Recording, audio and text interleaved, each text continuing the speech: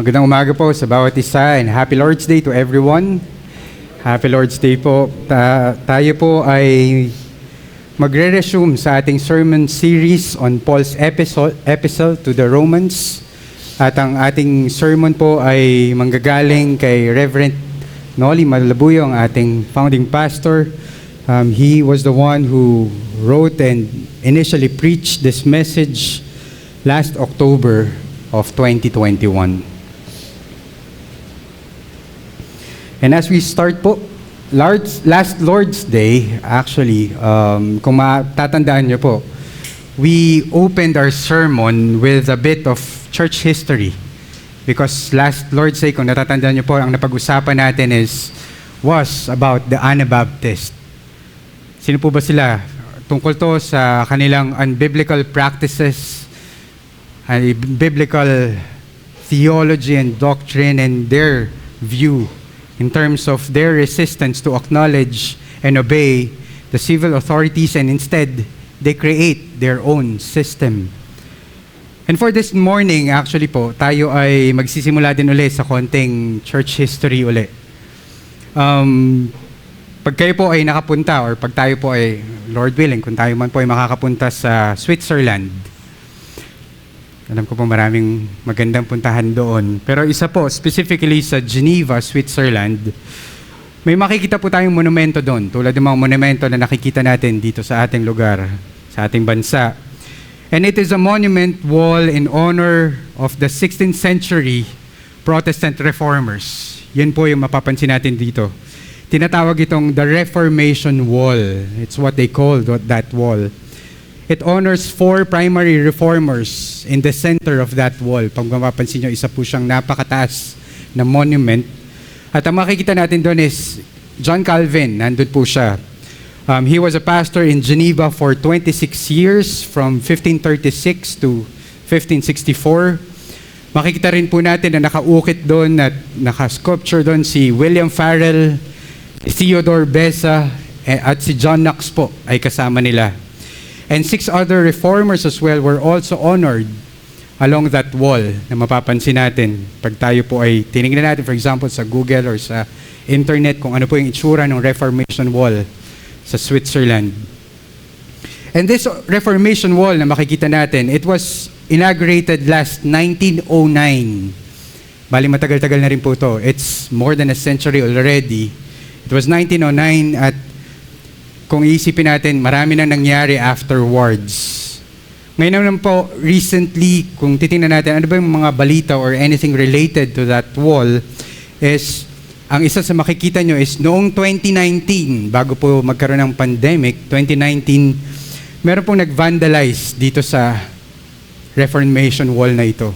Hindi lang po once, kundi twice, na may nag-vandalize sa wall na ito. Noong March 2019, yung unang beses po na may nag-vandalize dito, meron pong mga feminist activists na nag-vandal dito at nagsulat sa wall na parang nakalagay is, "Where are the women?" Parang sinasabi at pinaglalaban nila, bakit ganito? Ba't puro lalaki? Nasaan ang mga babae? Bakit puro lalaki ang nakasaad or nakikita natin sa wall na to? Ito yung vandalism na ginawa nila. Tapos noong July naman of the same year, 2019, meron po nagsaboy ng mga pintura sa wall. At kung mapapansin nyo po, ang pagkakasunod-sunod ng pintura is yung kulay ng pride flag, yung kulay ng LGBT. Dito makikita natin kung gaano ka-obvious yung oposisyon ng mga feminist and LGBT activists pagdating sa katapatan ng ating mga reformers in church history, of how they opposed the reformers' faithfulness to the light of the scripture's teaching against their unbiblical and rebellious teachings and practices. Ngayon po, kung titingnan natin yung mismong Reformation Wall, kung sisiyasatin pa natin yung ibang mga details, meron po tayong makikitang inscription sa wall na ito. Ang nakalagay po doon, "Post tenebras lux." Ang ibig sabihin po nun, after darkness, light. Post tenebras lux. After darkness, light. And this is the motto of the reformers then, and the city of Geneva even today. Indeed, makikita natin dito that the medieval age was an age of biblical darkness. Ibig sabihin ito yung mga panahon na ang simbahan ay nagsisimula ng lumihis sa katuruan or sa katuruan ng ng katotohanan ng gagaling sa salita ng Diyos. In terms of their doctrines, in terms of their beliefs and theology, and in terms of their practices and traditions. Dito po mapapansin natin na nagkakaroon na ng malalalim na korupsyon among the clergy. Clergy, ibig sabihin yung mga namumuno po sa simbahan ng panahong iyon. Mula sa Pope hanggang sa pinakamababang posisyon ng mga praile, ay patuloy natin nakikita ang mga bagay na ito. Itong kamunduhang ito, this wickedness, this corruption, and this evil aspects ay hindi lang po natin makikita sa simbahan sa time na ito, kundi pati na rin po sa mga hari nung panahon na yon, sa mga taong may matataas ang estado, sa mga royalidad at sa mga mayayaman nung panahon na yon. At tila po parang nakikipagpaligsahan sila sa kung sino ang mas kurap at sino ang mas magaling kumuha ng yaman at power and influence during that time. That's how worse that season is. In spirituality and civil affairs, the medieval age was truly the dark ages as how we see and as how we acknowledge. Pero kahit sa ganun po mga kapatid, kahit sa kalagitnaan ng matinding dilim sa panahong ito, nagkaroon pa rin ng mga sparks ng liwanag. Meron pa rin pong sparks of light tayo makikita kahit bago pa man po mangyari yung 16th century Protestant Reformation na inaalala natin. For example po, noong 14th century, kinikilala natin si John Wycliffe ng England. Siya po ang nag-translate ng Bible from Latin to English. Yun po ang nagawa niya. Isa sa notable acts or contribution na nagawa niya. At actually, yung ginawa po niya ito na pag-translate ng Bible from Latin to English ay pinagbabawal po ng time nila. At ang sino man ang gumawa nito ay pinapapatay. Ganun po katindi ang nangyayari ng panahon na yun. Andiyan din po si John Huss of Bohemia. Bohemia may po tinatawag na itong Czech Republic, kung saan nag-preach po siya patungkol sa corruption na nangyayari sa Rome during that time. At kilala rin natin si William Tyndale. Ang ginawa naman niya po ay tinranslate yung New Testament from Greek language to English. Isa po sila sa mga sparks during those times. And he also taught justification by faith alone and Christ alone. Ngayon po, kung titingnan natin mabuti at kung tatanungin, ano nangyari sa kanila afterwards? Si John Huss, tsaka si William Tyndale, they were both burned at the stake. Bagamat sila ay nabuhay sa magkaibang panahon, parehas silang nakaranas ng ganitong pinagdaanan nung sila ay tumayo sa katotohanan ng gagaling sa Panginoon. Sila po ay tinali sa poste at sinunog ng buhay sa harap ng maraming tao. Yun po nangyari sa kanila sa pagtayo nila sa katotohanan para sa Panginoon. Ngayon naman po, si Wycliffe ay nakaranas din po ng matinding persecution during their time. Hindi siya ipinapatay katulad ng mga nauna nating nabanggit dahil nagkataon ng time na yon ay si Wycliffe po ay maraming mga kakilala o maraming mga kaibigan na influential, and that prevented them from persecuting him further or towards death. Pero kahit ganun po ang nangyari, 44 years after he died, after John Wycliffe died, 44 years, ipinag-utos ng Santo Papa na hukayin ang kanyang buto at sunugin. Yun po ang nangyari. At ang mga abo niya ay ipinatapon sa ilog. Ito ay parang simbolo na gusto nilang burahin ang memorya ng mga tao patungkol sa kanya at ang kanyang mga katuruan. But then he was later called the morning star of the Reformation. The light finally dawned upon the dark ages, as we could see here, when these forerunners of the Reformation discovered the truths about the Scripture, the truth that comes from the Lord. They discovered that the Scripture alone, not the church traditions, nor the Pope's declaration, is the final authority in the church. At wala nang iba. Doon nila patuloy na nakikita kung gaano katindi yung authority ng salita ng Diyos na tanging binigay ng Diyos sa simbahan. They discovered that salvation is by faith alone, through God's grace alone, in Christ alone, at hindi salvation by faith and works na itinuturo ng mga Romano Katoliko. At nung nabasa ni Martin Luther, yung Romans 1:17, in which it says here, "For in it the righteousness of God is revealed from faith for faith, as it is written, the righteous shall live by faith." Ang sabi ni Martin Luther na nabasa niya ito, "The very gates of paradise opened before me."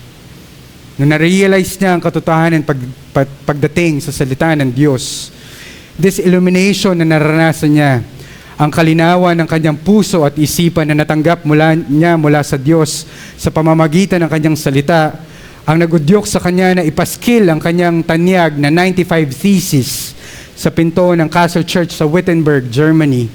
And it happened last October 31, 1517. Yun po yung nangyari nung panahon na yun. And this is a piece of paper that sparked the spread of Reformation throughout Europe. This is the church history of how it started, from darkness to light. Post tenebras lux, from darkness, after darkness, light.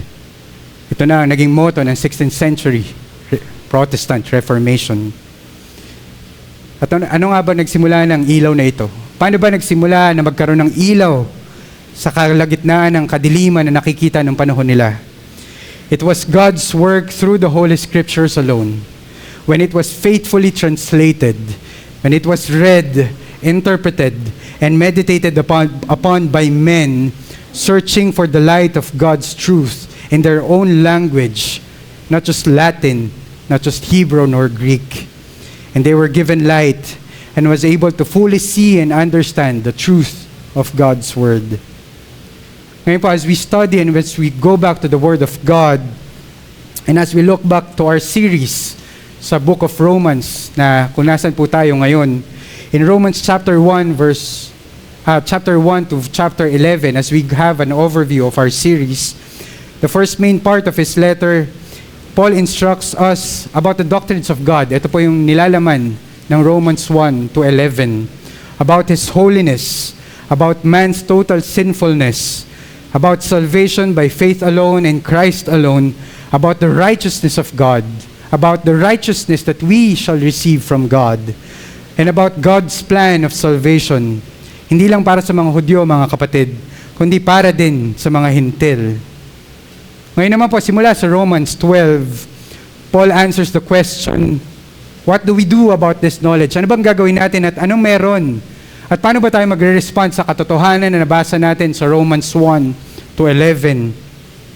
So makikita natin dito, ang second part ng Romans ay yung mismong practice after the theology or after the truth that we have learned. Ibig sabihin, kung paano tayo dapat mamuhay bilang mga tao na iniligtas ng ating Diyos sa ating mga kasalanan, and us being transformed in Christ's image as individuals and also as communions, as the communion of saints.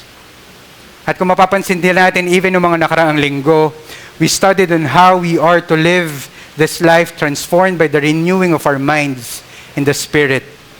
Sa mga natututunan natin sa Romans 12, we are to offer our lives as living sacrifice to our God, worshiping and obeying Him according to His Word and with the guidance of the Spirit. That we are to pray for those who persecute us and not to repay evil for evil, but repay evil with good. Tapos yung mga unang verses naman ng chapter 13 na pinag-usapan natin at narinig natin last 2 Sundays ago, Paul gives us an example of a transformed life, a life under civil authorities. And we studied last week on how we are to submit to civil authorities, whether they are good or whether they are not, whether they are faithful or they are not. For we acknowledge that their authority is from the Lord. And we continuously find hope and comfort that knowing that they will still be accountable for everything that they have done with the authority that God has given them. And with that, we know that we shall find comfort no matter what. Ngayong araw naman pong ito, we continue now with the next verses. Natapos na po tayo sa verse 1 hanggang verse 13. And now we will be continuing from verse 8 to verse 14 po ng ating chapter 13.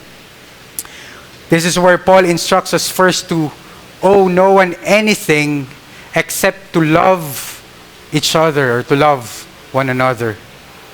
Mapapansin natin dito yung transition from owing to the government our taxes to owing nothing but love towards one another.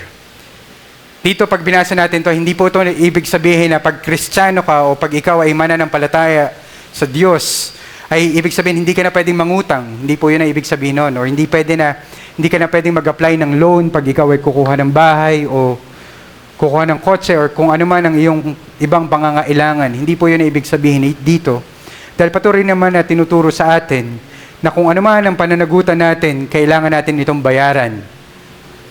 Pero nilagay niya ito para ilagay tayo sa mas malalim na commitment pagdating sa mga ganitong aspekto.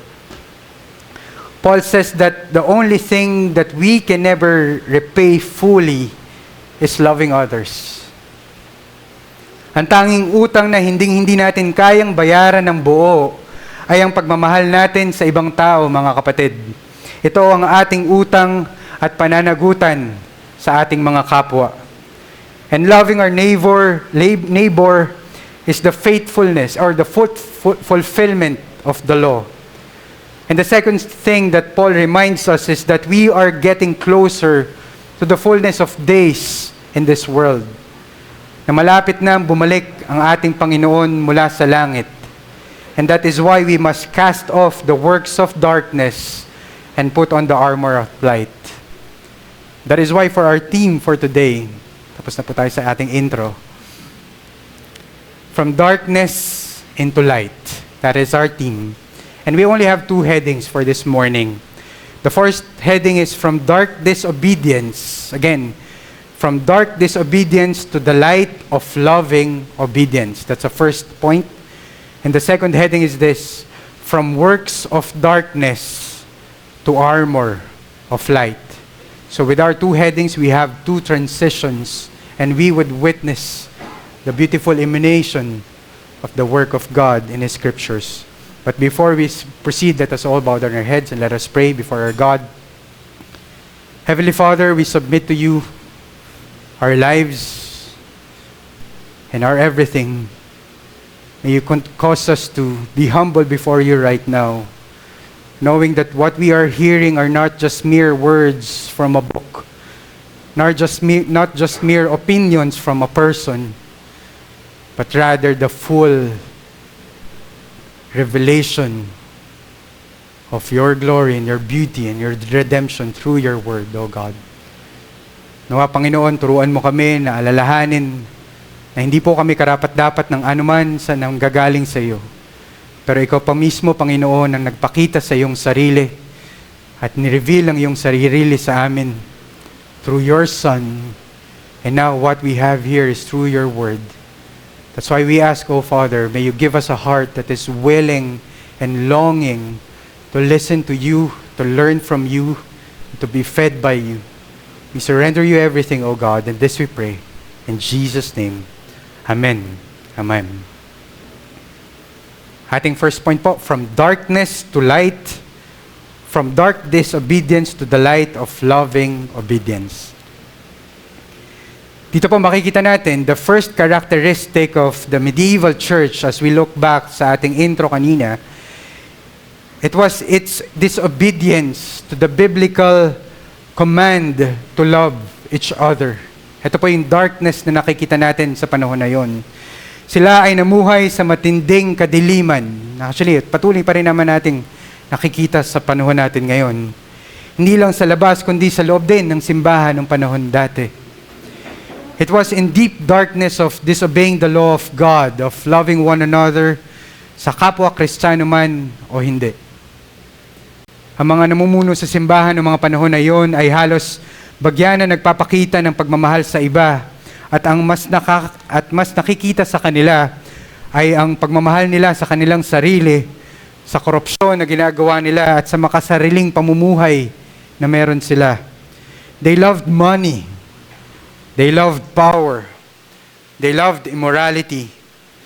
Kaya gano'n na lang din katindi ang naging protesta ni Martin Luther nung panahon na yon, nung nagpaskel siya ng 95 Theses niya sa simbahan.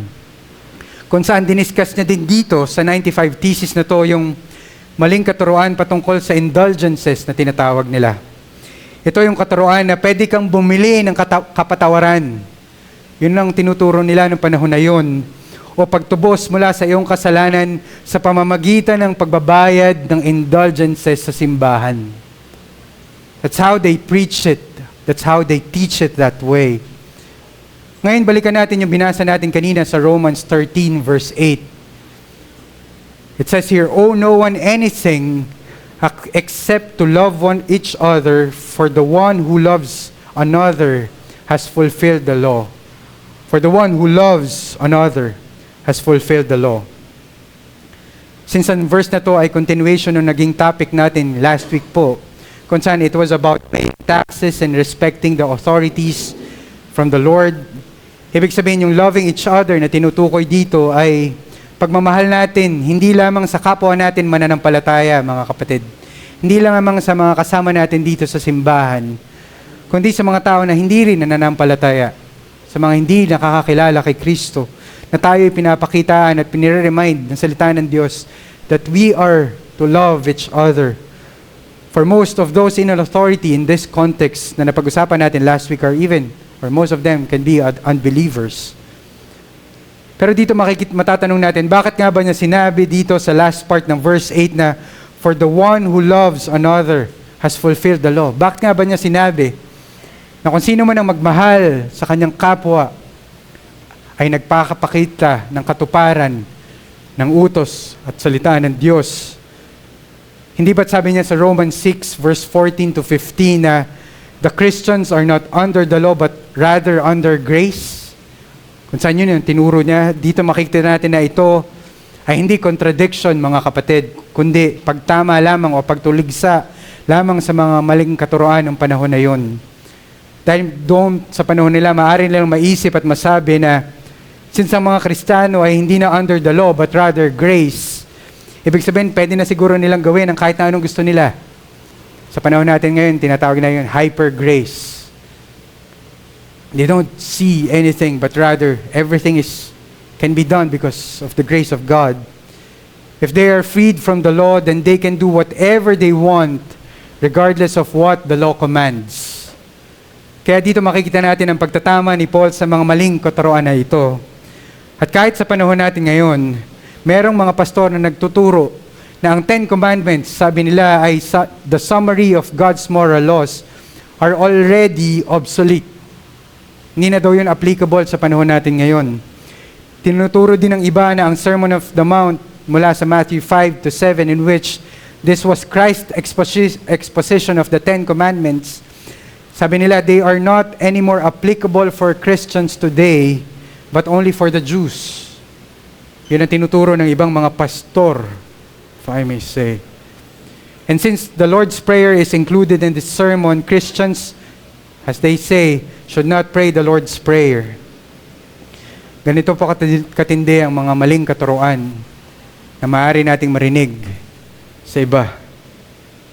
Those who teach this error are those also who teach that Jews and Christians are two distinct peoples of God even in eternity. Pero as we go to the scriptures, paano nga ba nangyayari ito, mga kapatid? How can loving the neighbor be the fulfillment of the law? Paano nga ba mangyayari na pag ikaw ay patuloy at totoong nagpakita ng pagmamahal sa iyong kapwa, ay ikaw ay nagpapakita ng fulfillment ng salita ng Diyos? At dito mapapansin natin na yung tinuro ni Paul dito ay isang bagay na itinuro na rin mismo ng ating Panginoong Hesus sa Matthew 22 verse 37 to 40. Ito ay patungkol sa two greatest commandments na itinuro ng ating Diyos. The first great commandment is loving God with all of our hearts, with all of our soul, with all of our mind. And the second great commandment is loving our neighbors as ourselves. Ito po yung tinuro ng ating Panginoong Jesus. All the law and the prophets depend on these two great commandments. Ngayon po sa dalawang commandment na ito, we can also observe that Jesus quoted the Old Testament pagdating dito of loving God, in which we can find it in Deuteronomy 6 verse 5, and of loving the neighbor from Leviticus 19 verse 18. Therefore, we could say here that loving God and loving the neighbor is truly fulfilling the law of God.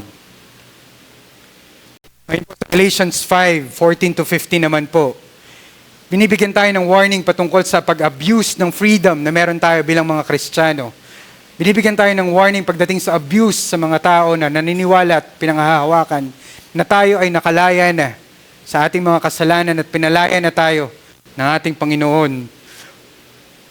That our obedience to God's law, we are to be reminded in Galatians 5, is not the requirement for salvation. Again, our obedience to God's law is not the requirement for our salvation, but rather the fruits of our salvation.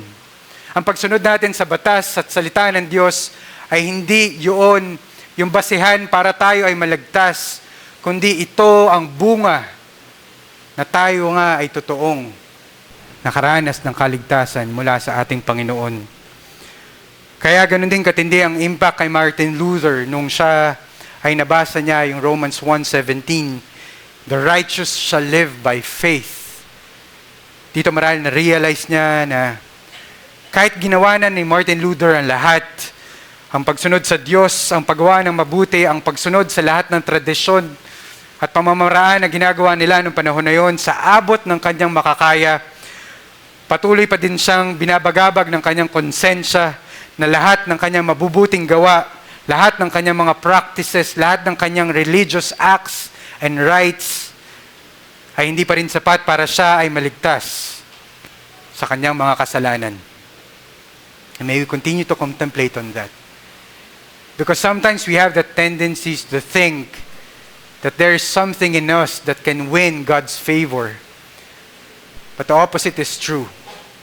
For we have sinned and fall short of the glory of God. Wala pong nakatapat at naka-reach sa mataas na pamantayan ng ating Panginoong Jesus. Through this verse, he found out that salvation is by grace alone, through faith in Christ alone. That is why the Reformers have these slogans, kasama sa ating 5 solas. Sola gratia, by grace alone. Sola fide, by faith alone. Solus Christus, in Christ alone. At kung babalikan natin yung Romans chapter 13 na binasa natin kanina in verse 9, makikita din natin dito na binanggit ni Paul yung 6th commandment, yung 7th, yung 8th, tsaka yung pang-10 o yung last commandment. And it says here, for the commandments, you shall not commit adultery, you shall not murder, and you shall not steal, and you shall not covet. Pero sa huli, hinabol na yung statement na any other commandment.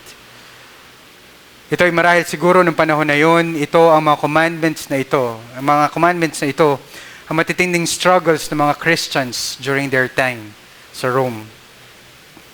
At kung titingin natin sa panahon natin ngayon, these commandments, you shall not commit adultery, you shall not murder, you shall not steal, you shall not covet. Marahil sa panahon na ngayon, pwede nating maisip na siguro sa kanila applicable, pero sa akin, hindi naman siguro ako ganun eh. Di ba? Hindi naman ako nangangalund niya. Wala pa nga akong asawa eh. Hindi ako magko-commit ng ganong sin. Imposible sa akin mag-commit ng adultery because wala pa akong asawa.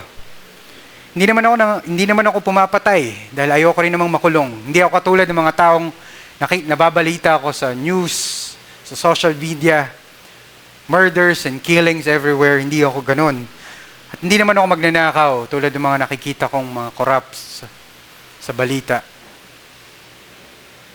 Pero sa Sermon on the Mount, in which God teaches in Matthew 5, It reminds that we are guilty nevertheless.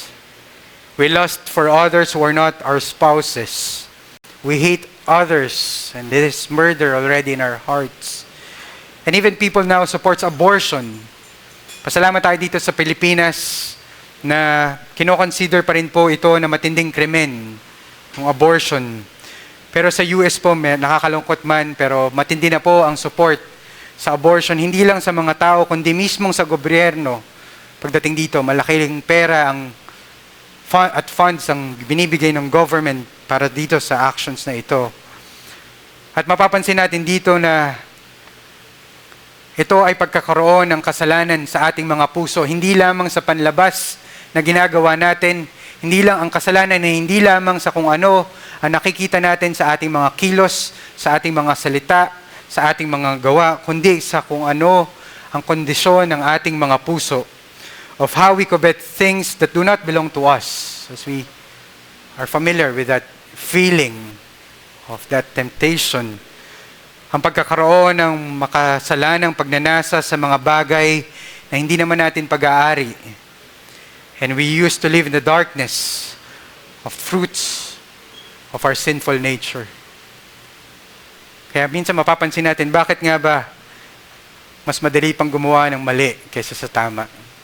Bakit nga ba mas natural pa sa ating gumawa ng kasalanan kaysa sumunod sa salita ng Diyos? Mas madaling magalit kaysa magtimpi. Mas madaling magsinungaling kaysa magsabi ng totoo. Mas madaling mainis at sumabog sa galit instead na magpatawad at magpakumbaba. Ngayon sabi sa Galatians 5:19 verse 21, now the works of the flesh are evident. This is the darkness of our flesh that we are to always be reminded of. The works of the flesh are evident: sexual immorality, impurity, and sensuality. Sensuality sa Tagalog, kalibugan, kalaswaan, idolatry, pagsamba sa Diyos-Diyosan, sorcery, paglapit sa mga mangkukulam at sa mga ginagawa katulad ng ganito. Enmity, pagkapuot o pag-aaway-away. Strife, mga alitan. Jealousy, pagkakaroon ng matinding selos na hindi nanggagaling sa katotohanan kundi galing sa pansariling pananaw at minsan dahil sa pagmamahal niya sa kanyang sarili. This is sinful, mga kapatid. Fits of anger, ibig sabihin bigla-biglang pagsumpong ng galit. Rivalries and dissension, paghihiwalay-hiwalay o di pagkakasundo. Divisions, envy, pagkakaroon ng matinding inggit sa ibang tao. Lalo na sa mga taong nakakaranas ng pagpapala, sa mga taong nakakaranas ng mga mabubuting bagay. Minsan ay nakakaranas tayo ng inggit kahit gusto man natin o hindi. Drunkenness o paglalasing, orgies o mga gawain na walang pagpipigil o self-control na mostly sexual in nature o mga nagagawa ng mga taong lulong sa droga o mga taong sobra sa kalasingan. And things like these, sabi nga sa Galatians 5:19-21. Ito ang ating naging buhay, mga kapatid, one way or another, even most of it, na ating mga naging buhay sa kadiliman ng ating mga laman, sa kadiliman ng ating mga kasalanan. But when the Spirit of holiness brought us from this darkness into the light of His grace, nung tayo ay nakaranas ng matinding pagmamahal at habag ng Diyos sa atin, tayo nagugulat na lamang na tayo ay unti-unting namumuhay sa katuwiran kahit mahirap. At lahat ng ito ay bunga lamang ng ating kaligtasan at wala ng iba. Again, hindi po ito ang naging dahilan kung bakit tayo iniligtas ng ating Diyos. Hindi po yung efforts na meron tayo, hindi yung desire na meron tayo to do what is good, but rather, these are the fruits of God's salvation in our lives. Ito ay bunga ng totoong kaligtasan na natanggap natin sa ating Panginoong Hesukristo. At ano nga po pala ang mga bunga na ito? Ano nga ba itong fruits na pinag-uusapan natin dito? Ano yung manifestation ng totoong salvation na pwede nating makita sa ating buhay? Sabi sa verse 22, "But the fruit of the Spirit is love." Primarily, ang kakayahang magmahal. Well, kaya nating sabihin, lahat naman tayo nagmamahal. Pero this is a different kind of love, mga kapatid. Ito yung love na hindi yung inuuna yung sarili. This is not the love of self. Or sabi nga sa isang kanta, learning to love yourself is the greatest love of all. Marahil maganda sa melody, pero delikado at mali pagdating sa katotohanan na nanggagaling sa Diyos. Hindi rin ito yung pagpapakita ng pagmamahal na may certain motive kung bakit tayo nagmamahal. Minsan madaling magmahal sa ibang tao pag may benefit sa atin yung pagmamahal na ito. Pero napakahirap magmahal sa mga tao na feeling natin wala naman tayong mararanasan o matatanggap pabalik. But this love is the love that comes from the Lord, the love towards God, a genuine love that sacrifices, a genuine love that commits and desires to obey the Lord and love one another. Kasama sa fruit of the Spirit yung joy, yung totoong kagalakan sa kanilang mga puso, even in the midst of trials, even in the midst of heartaches, sorrows, and pains, we can find joy in the Lord, peace in our hearts, patience in our lives, kindness, yung pagkakaroon natin ng totoong manifestation ng kabaitan sa ating buhay, at hindi lang kabaitan, kundi goodness, kabutihan, faithfulness, katapatan sa Diyos, gentleness, and self-control. These are the fruits of the Spirit, mga kapatid. Therefore, as we read the Word of God, and as we are being reminded by the Scriptures, we have seen the fruit of darkness of sin, and we have witnessed and we have been reminded of the fruits of the Spirit. Now, we must examine ourselves, mga kapatid. Patuloy nawa nating tignan at suriin ang ating mga sarili, ang ating mga puso at ang ating pamumuhay, and ask ourselves these: do we have these evil fruits of darkness or the good fruits of the light? Ano ba ang nakikita natin sa ating buhay, mga kapatid? Hindi lang pag nandito tayo sa simbahan, pero lalong-lalo na pag tayo ay mag-isa lang sa ating buhay. Pag walang ibang taong nakakita sa atin, walang ibang taong nakakarinig ng ating naiisip at nararamdaman sa ating mga katawan, ano ang nakikita natin, mga kapatid? Kaya mga minamahal ko magulang at kapatid, kung ang banal na Espiritu ay hindi namumuhay sa atin, sa ating puso't isipan, sa ating mga buhay, it is impossible for us to show that we are children of light and not in darkness. Again, if the Holy Spirit is not in us, it is impossible. We can pretend, but still it will manifest. Hindi natin kaya ng sa sarili lang natin, mga kapatid. Hindi natin kayang magpanggap na tayo ay may ilaw kung totoong wala naman pala. But the opposite of it is true as well. For those who are really in Christ, for those who have really indeed received the salvation from the Lord, repented from their sins, and received the forgiveness of God, we will continue to acknowledge that it is impossible for darkness to consume the light of Christ.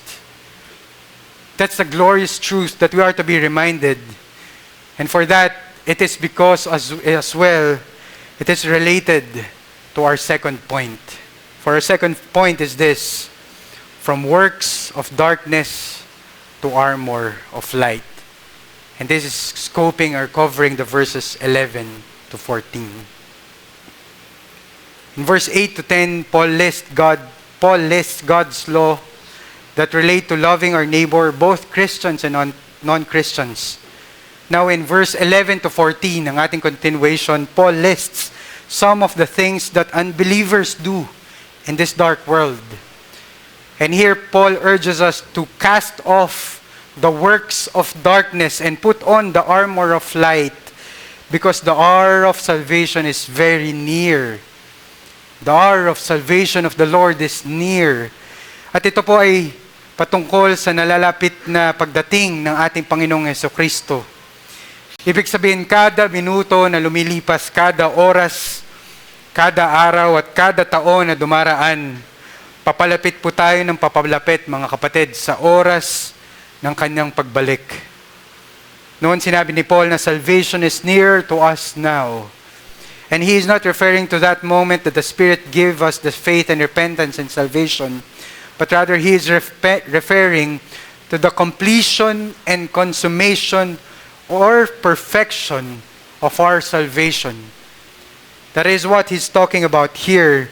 At ito yung glorification na matatanggap natin sa pagbalik ng ating Panginoon sa new heaven and new earth na pinangako niya at nireveal niya sa atin.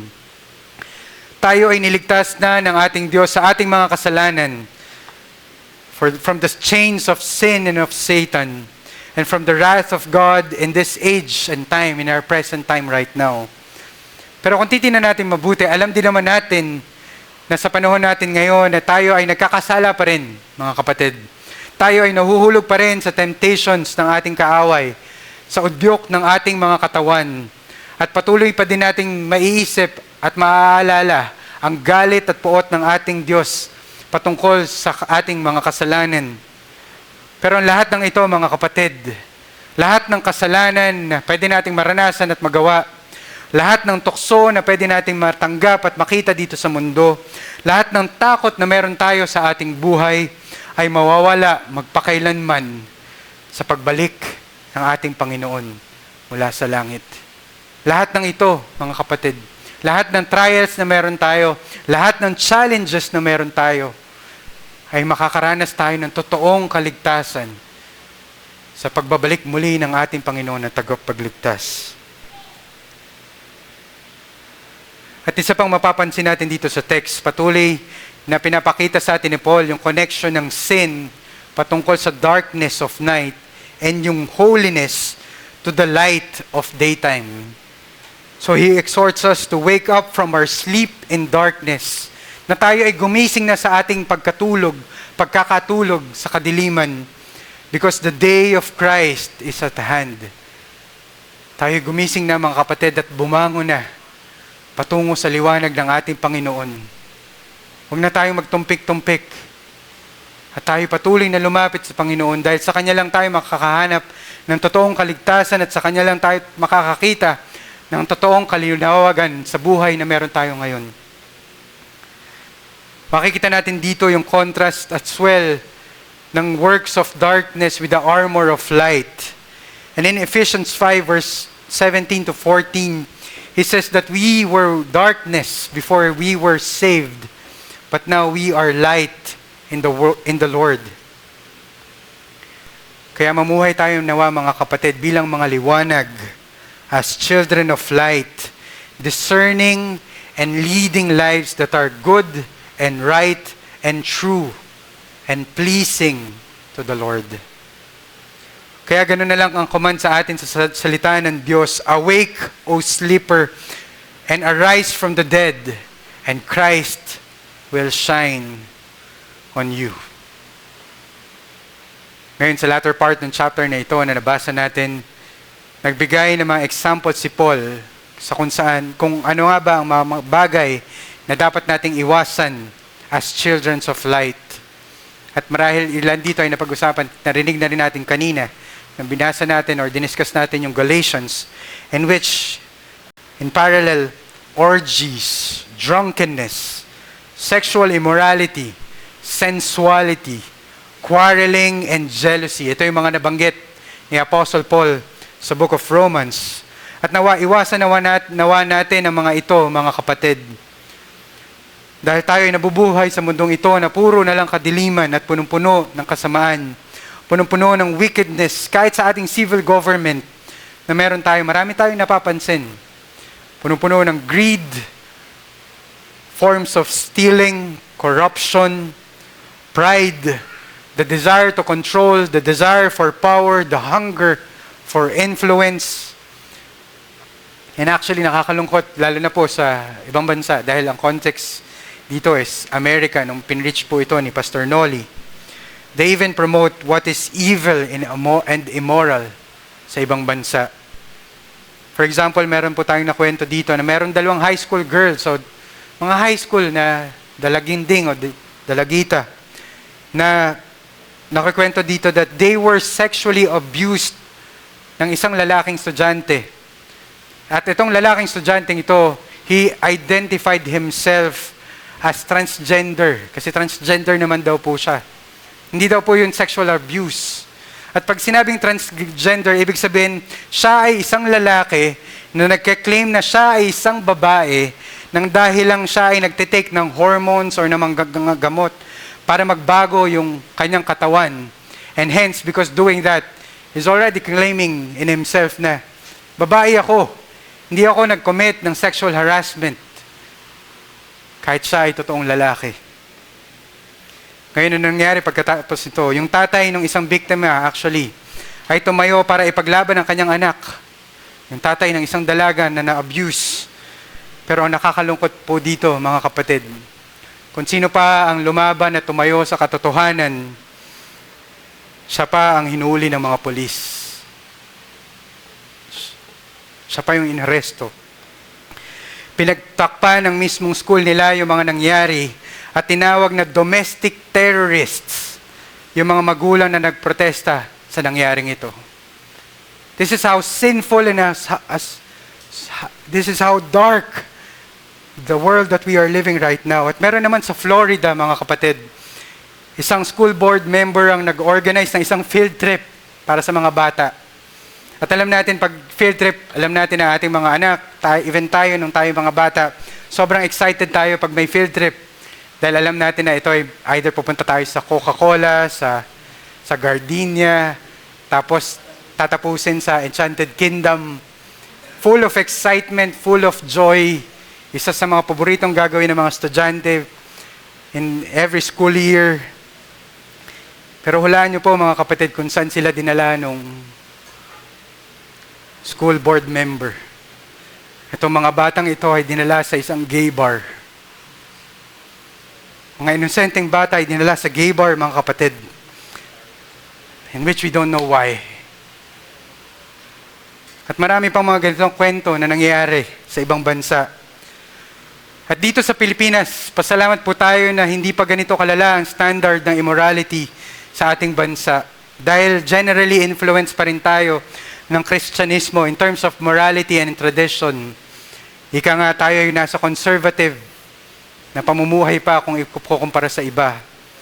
Pero huwag tayo nawa magulat kung unti-unti tayong patuloy na iimpluwensyahan ng mundo sa mga pamamaraan ng kasalanan at kadiliman ng mundong ito. That's why may we continue to be always on guard, my friends and families. Be discerning, be watchful, and do not conform to the patterns of this world, but be transformed by the renewal of our minds in Christ Jesus, as we have read in Romans 12. Because we live in this deep darkness of wicked nation, of a wicked world. Pero ano nga bang magagawa natin, mga kapatid? Anong ba ang dapat nating gawin sa panahon na ito? As Christians, Paul directs us to put on the armor of light. Sa Ephesians 6 verse 11 to 19, mababasa natin ang patungkol sa the whole armor of God to battle against the rulers of this world, against authorities, against the cosmic powers over the present darkness, and against the spiritual forces of evil in the heavenly places. For we are to put on the belt of truth, the breastplate of righteousness, the shoes of the gospel of peace, the shield of faith, the helmet of salvation, the sword of the Spirit, which is the word of God. And we are to pray at all times. We are at war against the powerful enemy, mga kapatid. Satan, the deceiver and accuser of this world. And he is more powerful than any king or any ruler in this world that we live in.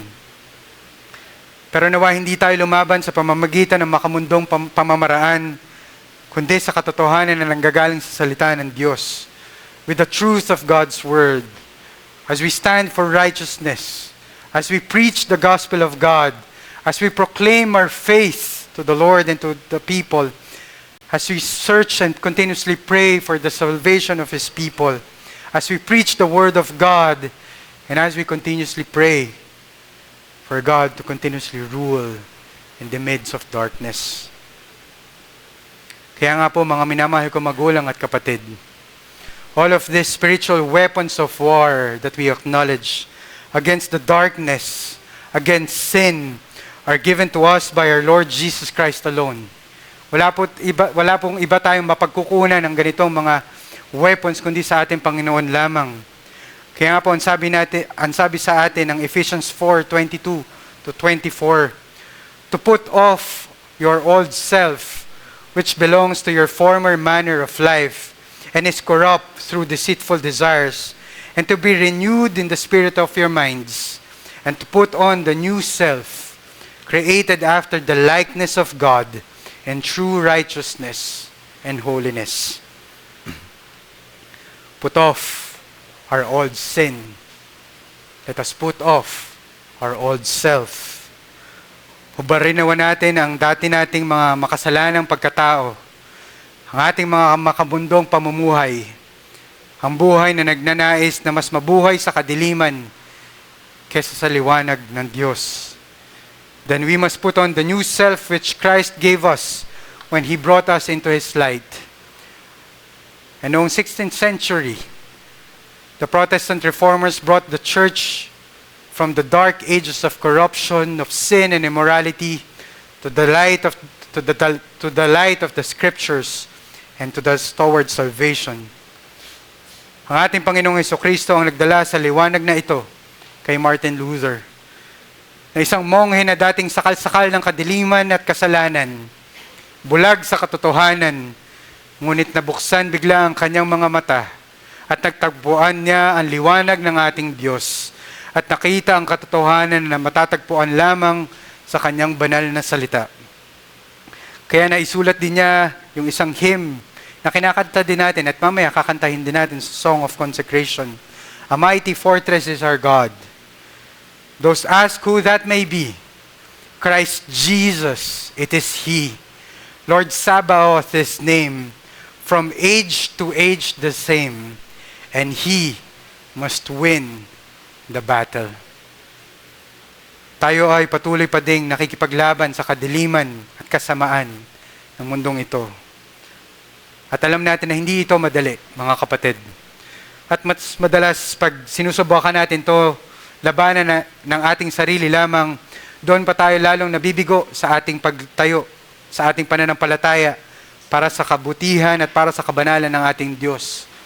Dahil patuloy nating alalahanin na itong laban na ito ay hindi natin kaya ng sa sarili natin, kundi tanging sa tulong at habag at pagmamahal ng Diyos sa atin. But God's promise is that our King, our champion, our Savior, our Redeemer, our Lord will fight and win the battle for us. Hindi natin to kaya na sa sarili natin, mga kapatid. Ulitin at ulitin natin. Tanging sa Kanya lang tayo makakatagpo ng kaligtasan mula sa kadiliman ng mundo, mula sa kasamaan ng ibang tao, mula sa tukso ng demonyo, mula sa pagkaalipin natin sa ating mga kasalanan, at mula sa matinding galit at poot ng Diyos dahil tayo ay makasalanan. And may we end by reading Colossians 2, verse 13 to 15. And you who were dead in your trespasses and the uncircumcision of your flesh, God made alive together with Him, having forgiven us all our trespasses, by canceling the record of debt that stood against us with its legal demands. This He set aside, nailing it to the cross. He disarmed the rulers and authorities and put them to open shame by triumphing over them in Him. Amen. Amen. May we all bow down our heads and let us pray. Panginoon namin Diyos, patuloy kaming nagpapasalamat sa liwanag na aming nakikita at natatamasa sa pamamagitan ng iyong mga salita. Bago ang lahat, Panginoon, patawarin mo kami sa aming mga kasalanan. Sa aming buhay na pinipilit naming ipamuhay sa kadiliman ng mundong ito. Aming buhay na tila akala namin ay walang nakakakita, walang nakakaalam, pero alam namin na sa iyong liwanag, wala ni isang makakatago at wala ni isang sekreto na hindi mo malalaman. Kaya Panginoon, patawarin mo kami sa aming kadiliman, sa aming mga kasalanan, sa pagpatuloy naming kabiguan, sa aming pagtayo sa iyo, Panginoon. At patuloy kami nagpapasalamat, O God, O Lord, sa iyong habag at awa sa aming buhay. Dahil hindi namin to kaya ng sarili lang namin. Kami ay tinuring mo noon na kami kinikilala mo, Panginoon, na iyong mga kaaway dahil sa aming mga kasalanan. Pero kami iyong niligtas. Hindi mo lang kami tinuruan sa katotohanan. Hindi mo lang kami binigyan ng kalinawagan sa aming puso at isipan. Kundi kami iyong nilinis mo. Binago mo, Panginoon. At binigyan mo ng kaligtasan na tinawag mo kami na iyong mga anak, iyong mga kaibigan. At marami pong salamat dito, Panginoon. Turuan mo kami na magkaroon ng totoong pananampalataya sa iyo. Turuan mo kaming sumuko sa aming mga kasalanan. At nawa magkaroon ng totoong desire or uhaw sa iyong salita at sa iyong presensya sa aming buhay. Maawa ka po sa amin, Panginoon. At patuloy niyo kaming gabayan ng iyong pagmamahal. At ingatan mo kami sa pamamagitan lamang ng iyong habag. Gabayan mo kami ng iyong salita. Patibayin mo ang aming pananampalataya at patuloy mo kami bigyan ng pag-asa habang kami ay naghihintay sa iyong pagbalik. Ito po ang aming dalangin sa pangalan ni Jesus. Amen and amen.